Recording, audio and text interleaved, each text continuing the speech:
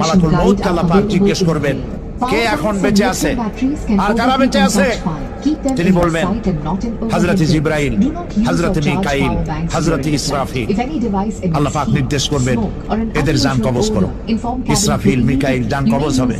হযরত জিবরাইল আমিন শাদীদুল কুওয়া, প্রচন্ড ক্ষমতা আল্লাহ তাকে দান করেছেন। সুবহানাল্লাহ বলে দুনিয়ার সব নবীদের কাছে বাণী বহন করে নিয়ে আসছেন পূর্ণ অথেন্টিসিটির সাথে। সুবহানাল্লাহ।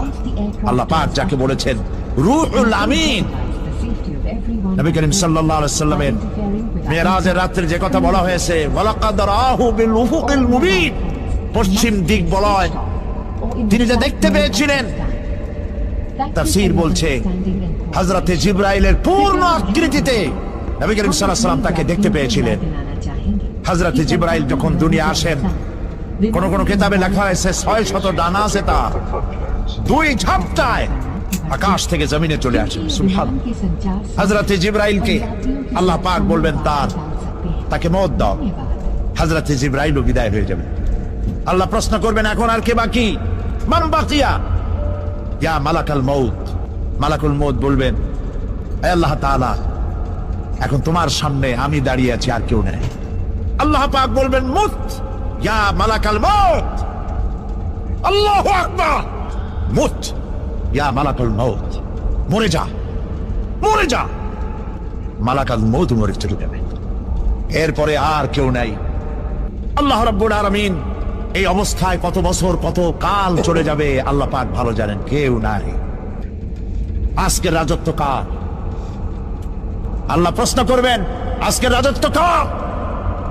আল্লাহ পাক আওয়াজ দিবেন, বলবেন, আজকের রাজত্ব কার? কোন জবাব নাই, আকাশের নাই, জমিনের নাই, আকাশও তো নাই, কারো কোনো জবাব নাই। আল্লাহ পাক বলবেন, লিল্লাহি ওয়াহিদুল কাহ্হার। আজ একমাত্র রাজত্ব হচ্ছে পরাক্রমশালী আল্লাহ রাব্বুল আলামিনের। আল্লাহ পাক বলবেন, ইয়া দুনিয়া আইনা শাজারুকি, হে পৃথিবী তোর গাছগুলা কই? ইয়া দুনিয়া আইনা জিবালুকি, হে পৃথিবী তোর পাহাড়গুলা কই? আইনাল জাব্বারিন, স্বৈরাচারেরা কোথায়? কারো কোনো জবাব হবে না। আল্লাহ পাক এরপরে আবার মানুষগুলিকে চিন্তা করবেন। সুবহানাল্লাহ। ওয়াইজাল কুবুরু বু'সিরাত, যা কিছু মাটির মধ্যে লুকায়িত ছিল সবগুলি আল্লাহ পাক বের করে নিয়ে আসবেন। হাসরের ময়দান হবে, উপস্থিত হবে সমস্ত মানুষ। কেউ পলায় থাকতে পারবে না কোথাও।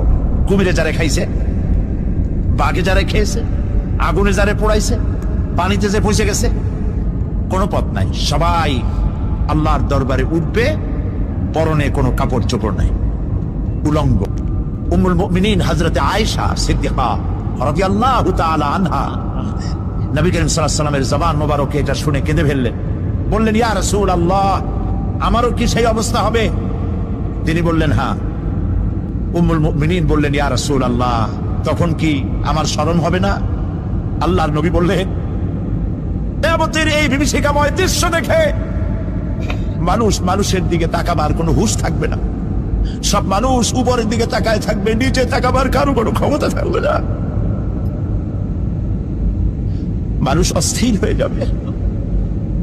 সেই হাসরের ময়দান বিচারক আল্লাহ রাব্বুল আলামিন প্রত্যেকটি মানুষকে তার কৃতকর্মের জন্য হিসাব দিতে হবে। আল্লাহ রাব্বুল আলামিন বলেন, পরকালীন জীবনের ব্যবস্থাপনাটা কেমনে হবে শোনো।